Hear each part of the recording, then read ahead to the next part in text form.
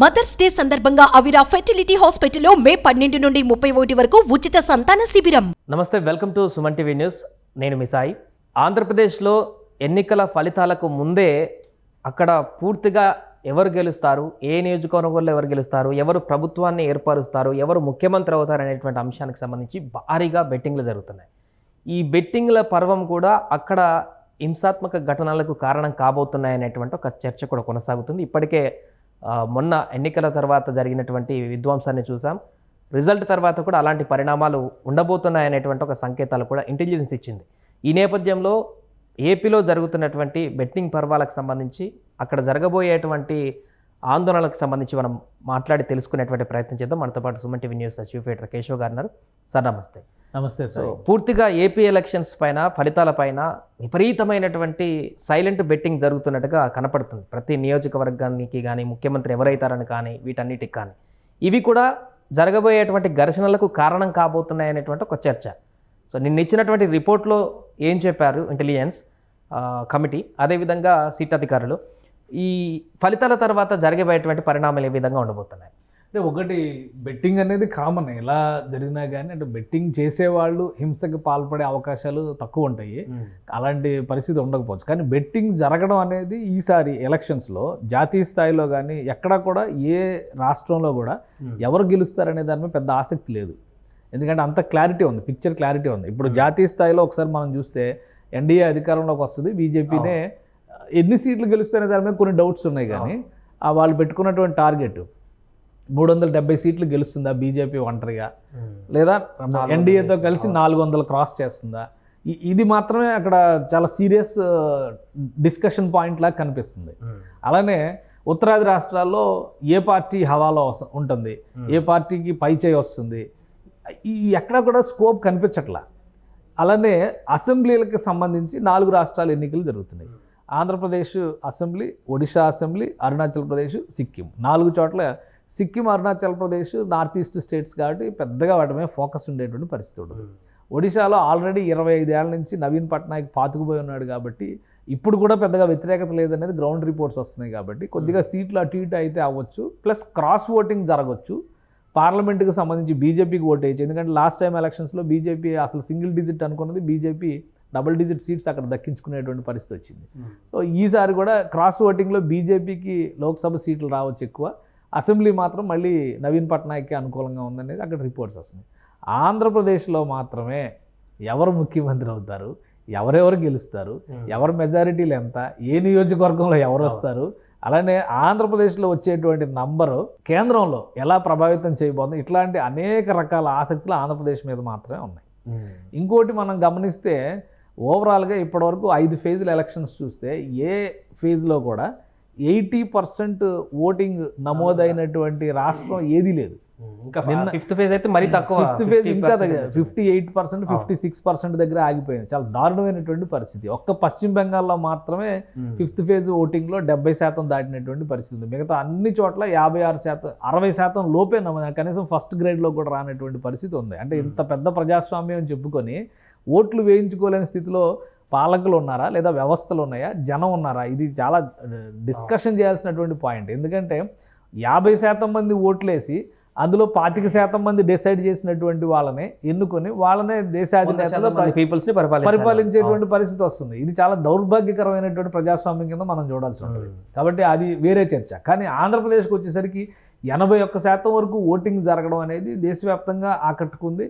ఇందులో ఎవరిది పై చేయి అనేటువంటి దాని మీద ప్రధానంగా ఇద్దరు కూడా ప్రధానమైనటువంటి వ్యక్తులు ఉన్నారు. ఇటు జగన్మోహన్ రెడ్డి గారు, అటు చంద్రబాబు నాయుడు గారు. ఒకవైపు ఎక్స్పీరియన్స్, ఇంకోవైపు యంగ్ అనేటువంటి ఇంప్రెషన్, పైగా ఒక రోల్ మోడల్. ఆంధ్రప్రదేశ్ ఈరోజు దేశానికి ఒక మెసేజ్ ఇచ్చేటువంటి ప్రయత్నం చేసింది అనేటువంటి చర్చ జరుగుతుంది. డెవలప్మెంట్ అనేటువంటి అంశాన్ని పక్కన పెట్టేసి పూర్తిగా వెల్ఫేర్ స్కీమ్స్, అలానే డీబీటీలు, మనీ డిస్బర్స్మెంట్ అనేది డైరెక్ట్గా జరగడం అనే ఇంత పెద్ద ఎత్తున చేసినటువంటి రాష్ట్రం ఇంకోటి లేదు ఇప్పటివరకు. దేశ చరిత్రలో ఇప్పటివరకు లేదు. ఇప్పుడు ఉన్నటువంటి రాష్ట్రాల్లో కూడా ఏ రాష్ట్రం కూడా ఇంత సాహసం చేయలేదు. కాబట్టి ఒకవేళ జగన్మోహన్ రెడ్డి క్రియేట్ చేసినటువంటి మోడల్, ఎందుకంటే రెండోరు తెలంగాణ మోడల్ గురించి మనం మాట్లాడాం, గుజరాత్ మోడల్ గురించి మాట్లాడాం. వాళ్ళు చెప్పినంత ఏంటి, డెవలప్మెంట్ షోకేస్ చేశారు. గుజరాత్ మోడల్లో పదే ఇన్ని పరిశ్రమలు తీసుకొచ్చాం, ఇంత డెవలప్మెంట్ చేసాం, సబర్మతి రివర్ ఇంకిపోయిందని మేము మళ్ళీ పునర్వైభవం కల్పించాం అనేటువంటి మోడల్స్ చూపించుకొని నరేంద్ర మోడీ గారు 2014లో వచ్చారు. 2019 తర్వాత జరిగినటువంటి పరిణామాల్లో 2023లో జరిగినటువంటి ఈక్వేషన్స్లో కేసీఆర్ గారు చేసినటువంటి ప్రజెంటేషన్ ఏంటంటే వెల్ఫేర్ ప్లస్ డెవలప్మెంట్. 10 ఏళ్ల తెలంగాణ మిగతా రాష్ట్రాలన్నిటికీ ఆదర్శంగా నిలిచింది, దేశంలో నంబర్ 1గా ఉంది, కొన్ని ఫ్యాక్టర్స్లో అనేది ఎస్టాబ్లిష్ చేయడం ద్వారా అధికారంలోకి రావడానికి ప్రయత్నించారు. కానీ ఆయన ఓడిపోయారు కాబట్టి ఆ మోడల్ ఫెయిల్ అయినట్టుగానే మనం చూడాలి. కానీ ఇక్కడ జరిగినటువంటి పరిణామం ఏంటంటే ఓన్లీ స్కీమ్స్ ద్వారా మనం ప్రజల మనసుల్ని గెలుచుకోవచ్చా, అప్పులతో ఎన్ని రోజులు పప్పుకూడి చేస్తాం అనేటువంటి చర్చ తర్వాత. కానీ ప్రస్తుతం నడుస్తుంది కదా, కూర్చుని తింటే కొండలైనా కరిగిపోతాయి అని అంటారు. కానీ ప్రస్తుతం నడుస్తున్నప్పుడు ఏముంటుంది, తర్వాత వచ్చేవాడు చూసుకుంటాడు మనకెందుకు అన్నట్టుగా ఉండేటువంటి పరిస్థితి కదా. కాబట్టి ఈ మోడల్కి ఎంతవరకు ఆదరణ ఉంది అనేటువంటి చర్చ కూడా దేశవ్యాప్తంగా జరుగుతుంది. ఒకవేళ జగన్మోహన్ రెడ్డి గారు సక్సెస్ అయ్యారనుకోండి, ఈ మోడల్ని దేశవ్యాప్తంగా అమలు చేయడానికి పోటీ పడతారు, అన్ని పార్టీలు పోటీ పడతాయి. ఫ్రీ బస్ స్కీమ్ని మొదట ఢిల్లీలో స్టార్ట్ చేశారు, ఆమ్ ఆద్మీ పార్టీ స్టార్ట్ చేసింది, మహిళలకి ఫ్రీ బస్, పెద్దగా హైలైట్ కాల. కర్ణాటక లాంటి రాష్ట్రంలో మళ్ళీ కాంగ్రెస్ దాన్ని తీసుకొచ్చేసరికి అదొక అటెన్షన్ పాయింట్ అయింది. అలానే ఇమీడియట్గా తెలంగాణలో కూడా అధికారంలోకి వచ్చేసరికి ఏమైంది, ఇప్పుడు ఏపీలో కూడా ఫ్రీ బస్ కదా, రేపు కూటమి వచ్చింది అనుకో అక్కడ కూడా ఫ్రీ బస్ అంటారు. సో ఇప్పుడు ఈ తాయిలాలకు ఒక పరిధి ఉందా, పరిమితి ఉందా లేదా అనేటువంటి చర్చ కూడా ఆంధ్రప్రదేశ్ రిజల్ట్ ఒక కీ పాయింట్ కాబోతున్నాయి. అందుకనే బెట్టింగ్ ఎక్కువగా నడుస్తుంది. పవన్ కళ్యాణ్ గెలుస్తారా గెలవరా బెట్టింగ్ నడుస్తుంది, అధికారంలోకి ఎవరు వస్తారనేటువంటి బెట్టింగ్ నడుస్తుంది, నంబర్స్ మీద బెట్టింగ్ నడుస్తుంది. ఎందుకంటే జగన్మోహన్ రెడ్డి గారు మళ్ళీ మొన్న కూడా 150 క్రాస్ చేస్తాం మేము అనేటువంటి మాట చెప్పారు. నిజంగా 150 క్రాస్ చేస్తారా లేదా దీని మీద బెట్టింగ్ నడుస్తుంది. ఎవరెవరు గెలుస్తారు, ముఖ్యంగా ఏపీ మంత్రివర్గంలో ఉన్న మంత్రులు ఎంతమంది గెలుస్తారు, ఎంతమంది ఓడిపోతారు, దీని మీద ఒక భారీ ఎత్తున బెట్టింగ్ నడుస్తుంది. 1, 2, 2, 3, 4 ఇట్లా వెళ్ళిపోతుందని కూడా చాలా సమాచారం వస్తున్నటువంటి పరిస్థితి ఉంది. సో ఇది ఓవరాల్గా ఆంధ్రప్రదేశ్ ఎలక్షన్ మీద ఉన్నటువంటి సినారియో. ఇక మీరు చెప్పినట్టుగా హింసాత్మకమైనటువంటి ఘటనలు అనేది ఎప్పుడు కూడా ఆంధ్రప్రదేశ్లో ఓటింగ్ సమయంలో, ఆంధ్రప్రదేశ్లో కాదు దేశంలో ఏ రాష్ట్రంలో అయినా కానీ ఓటింగ్ సమయంలో రకరకాల ఘర్షణలు జరిగినాయి, ప్రచారం సమయంలో జరిగినాయి. కానీ ఓటింగ్ పూర్తయిపోయిన తర్వాత జరగడం అనేది చాలా అటెన్షన్ పాయింట్. అంటే ఎందుకు ఇంత స్పర్ధ రాజుకుంది అనేది ముఖ్యమైనటువంటిది. ఫలితం వచ్చే రోజున ఒకవేళ వీళ్ళకి అనుకూలంగా వస్తే వాళ్ళు, వాళ్ళకి అనుకూలంగా వస్తే వీళ్ళు ఏదైనా చేయొచ్చు అనేదే ఇంటెలిజెన్స్ ఇచ్చినటువంటి రిపోర్ట్. ఇక సిట్ స్పెషల్ ఇన్వెస్టిగేషన్ టీమ్ని ఈసీ అపాయింట్ చేసిన తర్వాత వాళ్ళు ఒక 4 బృందాలుగా ఏర్పడి ఘటనలు జరిగినటువంటి 3 జిల్లాల్లో మొత్తం అటు అనంతపురం జిల్లా కావచ్చు, చిత్తూరు తిరుపతి జిల్లా కావచ్చు, ఇటు పల్నాడు జిల్లా కావచ్చు, మొత్తం అవన్నీ జల్లెడ పడితే 33 ఇన్సిడెంట్స్ నమోదైనగా చెప్పారు.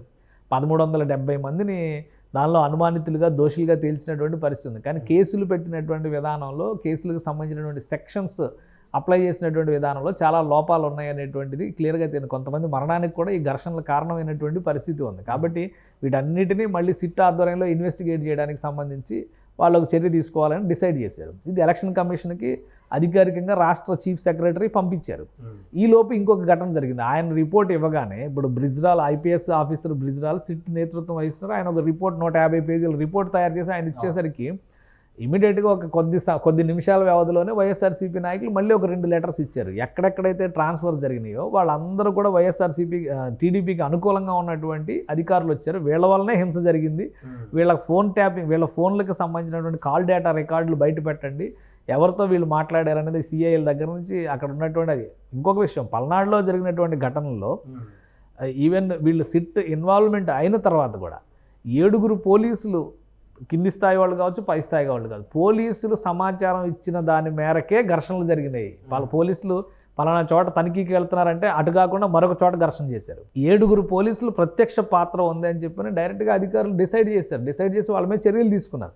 అంటే పోలీసుల సహకారంతోనే ఘర్షణలు జరుగుతున్నాయి అనేది పల్నాడు ఏరియాలో క్లియర్గా అర్థమైపోయింది. మొత్తం 33 ఘటనలో 24 ఘటనలు అక్కడే జరిగినట్టున్నాయి మొత్తం మీద ఓవరాల్గా చూస్తే. సో అంటే పోలీసుల ఇన్వాల్వ్మెంట్ ఉందనేది ఖచ్చితంగా ఎవరితో జరిగినా కానీ, టీడీపీతో అయినా, వైసీపీతో అయినా, ఎవరితో అయినా కానీ ఖచ్చితంగా ఇన్వాల్వ్మెంట్ ఉందనేటువంటి సంకేతాలు కనిపిస్తున్నాయి. నిన్నటి వరకు వాళ్ళకి అనుకూలంగా చేసి ఉండొచ్చు, ఇప్పుడు వీళ్ళకి అనుకూలంగా చేసినట్టుగా కనిపిస్తుంది. మొత్తానికి వ్యవస్థ భ్రష్టు పెట్టింది అంటే అదొక ఉదాహరణగా కనిపించేటువంటి పరిస్థితి ఉంది. ఇంకోటి ఏంటంటే ఈ అపాయింటెడ్ ఆఫీసర్స్ అందరూ గతంలో ఇంటెలిజెన్స్ చీఫ్గా పనిచేసినటువంటి ఏబి వెంకటేశ్వర శిష్య బృందం అని చెప్పినటువంటి ఒక ఆరోపణ వైసీపీ చేసింది. కాబట్టి ఆయన 5 ఏళ్లుగా సస్పెన్షన్లో పెట్టారు. కోర్టులు చెప్పినా, సుప్రీంకోర్టు చెప్పినా, క్యాట్ చెప్పినా ఇప్పటికే అపాయింట్మెంట్ ఇంకా ఇవ్వలేదు. ఆయనకి బహుశా ఈ 25కో 30వ తారీఖు ఆయన రిటైర్మెంట్ అయిపోతుంది. కాబట్టి ఆయన్ని ఇలానే పోస్టింగ్ ఇవ్వకుండా రిటైర్ చేసి బయటికి పంపించేలాగా గవర్నమెంట్ వ్యవహరిస్తుంది. ఎందుకంటే రిజల్ట్ కౌంటింగ్ తర్వాత కదా వచ్చేది. సో అప్పటి వరకు ఈ పరిధిలోనే ఉంది. క్యాట్ చెప్పినప్పటికీ కూడా ఆయన సస్పెన్షన్లోనే ఉన్నట్టుగా ఉంది వాతావరణం.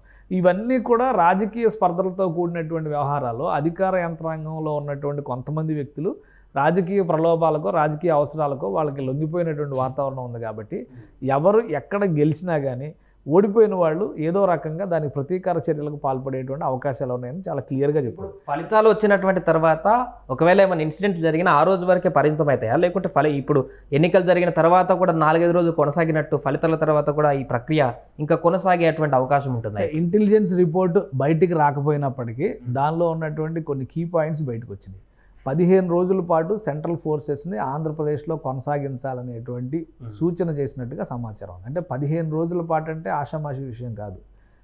4వ తేదీన వస్తే జూన్ 20వ తేదీ వరకు సెంట్రల్ ఫోర్సెస్ కంట్రోల్లోనే ఏపీ అంటే కొత్త ముఖ్యమంత్రి ఎవరు అనేది డిసైడ్ అయిన తర్వాత కూడా ఇప్పుడు 9న ఆయన ప్రమాణ స్వీకారం చేస్తారన్నారు. ఇంకొక డేట్ వీళ్ళు ఇంకా డేట్ చెప్పలా, కాకపోతే వీళ్ళు అమరావతిలో చేస్తూ ఉన్నారు, ఆయన వైజాగ్లో చేస్తూ ఉంటున్నారు. సో వీళ్ళు ముహూర్తాలు పెట్టుకొని అన్నీ రెడీ చేసి పెట్టుకొని కూర్చున్నారు. బట్ రిజల్ట్ వచ్చిన తర్వాత కొత్త గవర్నమెంట్ ఫామ్ అయినా కానీ మరొక 10 రోజులు కనీసం ఇక్కడ సెంట్రల్ ఫోర్సెస్ ఉండేటువంటి అవకాశం ఉందంటే సివియారిటీ ఉంది కాబట్టి ఏదో ఒక ఇన్ఫర్మేషన్ ఉండబట్టే ఇంటెలిజెన్స్ అధికారులు కూడా అన్ని రోజుల పాటు ఇక్కడ ఉంచాలి అనేటువంటి ఇన్స్ట్రక్షన్ ఇచ్చినట్టుగా కనిపిస్తుంది. కాబట్టి ప్రజలు అప్రమత్తంగా ఉండాలి. ఇలాంటి ఘటనలకు పాల్పడే వ్యక్తులు ఏదైనా సమాచారం ఉంటే కనుక ఇమ్మీడియట్గా సంబంధిత వర్గాలకు సమాచారం సేకరించే విధంగా ఉండాలి. బెట్టింగ్ బాబులు ఏంటంటే ఎలా ఇక్కడ గెలిచిన తర్వాత డబ్బుని కానీ దాన్ని కానీ ఎలా ట్రాన్స్ఫర్ చేసుకోవాలి, ఎలా ఒకరికొకరు ఇది చేసుకోవాలనే దాని మీద ఉంటాయి. కాబట్టి వాటిపైన కూడా నిఘా ఉంటుంది ఖచ్చితంగా. డబ్బు తరలింపు పైన 100 కోట్లు పట్టుకున్నారు కదా ఇప్పుడు ఈ ఎలక్షన్ క్యాన్వాసింగ్ దీనిలోనే ఎక్కువ డబ్బు పట్టుబడింది ఆంధ్రప్రదేశ్లోనే.